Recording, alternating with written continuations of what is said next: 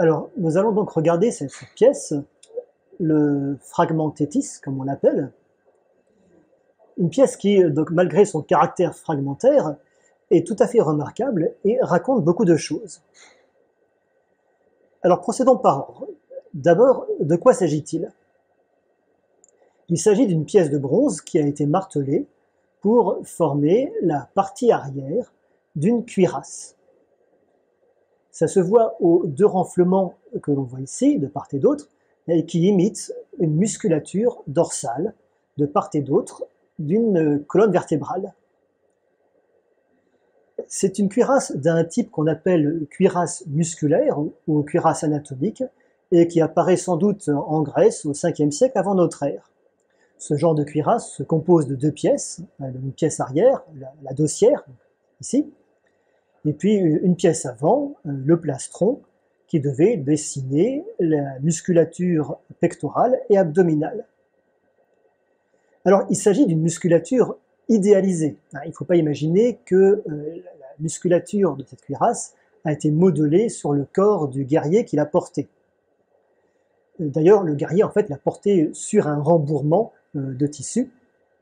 Donc, c'est une musculature idéale et qui devait donner à son porteur l'apparence d'un guerrier baraqué, à la musculature idéale, qui servait à le valoriser et à impressionner l'ennemi. Donc c'est une pièce de style grec, mais elle n'est pas forcément d'origine grecque.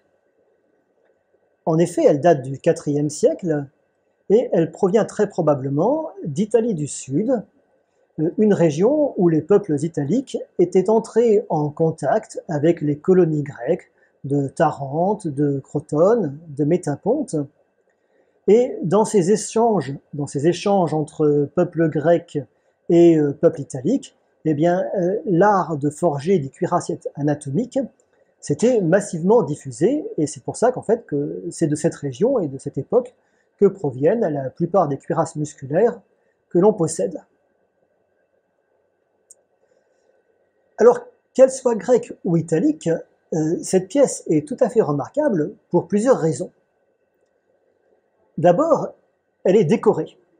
On peut voir deux têtes de guerriers en relief gravées sur les deux omoplates de cette dossière.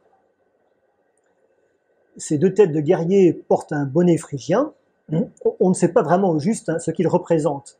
Le bonnet phrygien peut renvoyer à différents peuples barbares, plus ou moins légendaires, les Perses, mais aussi les Amazones ou les Arimasmes. Les Arimasmes, c'est un peuple mythologique qui chevauchait des griffons. Et d'ailleurs, ces Arimasmes, eh bien, on les voit fréquemment dans l'iconographie d'Italie du Sud, donc ça collerait assez bien avec la provenance probable de cette pièce. Alors, une cuirasse musculaire décorée ainsi, c'est très rare. C'est vraiment très rare et ça nous indique le statut social de celui qui l'a possédée. Manifestement, c'est une pièce qui a été forgée pour un individu de haut rang qui entendait ainsi donc rehausser son prestige. Et puis ce n'est pas tout. Ce qu'on voit aussi en dessous donc, de cette décoration, c'est une inscription qui a été gravée sur l'armure. C'est du grec et il est écrit Ta Athanaya Scula Apo Ton Polémon, ce qui veut dire pour Athéna, dépouille prise sur les ennemis. Donc cette armure, elle a eu une histoire.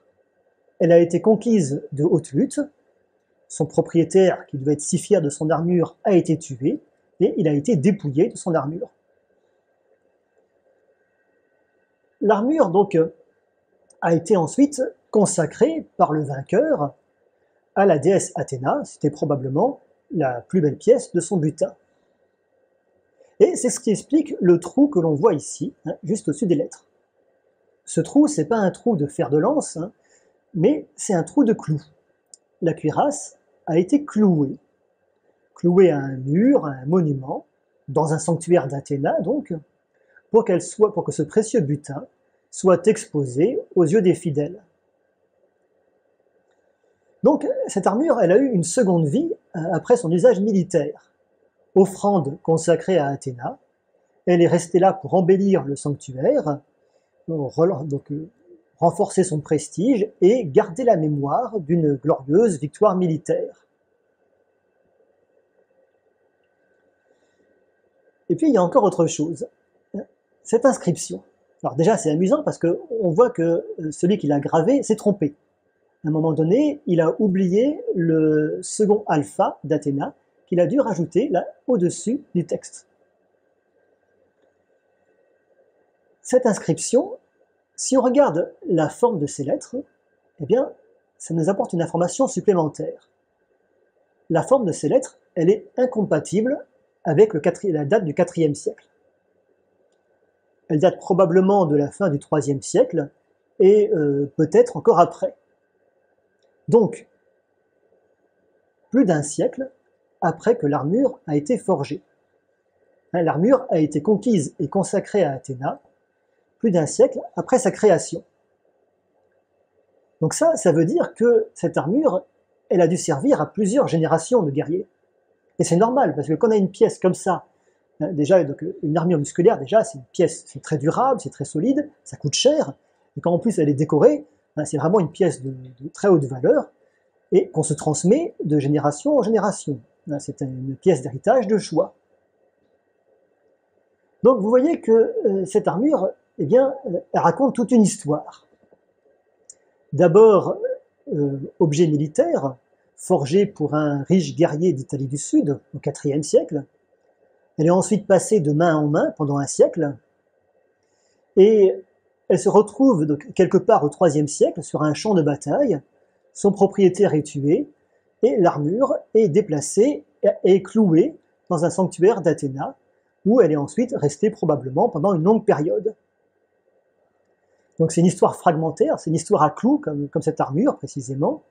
Et après cet épisode dans un sanctuaire, elle a probablement connu d'autres aventures, jusqu'à ce qu'elle se retrouve dans des collections privées, d'abord à Genève, et puis aujourd'hui à Mougins.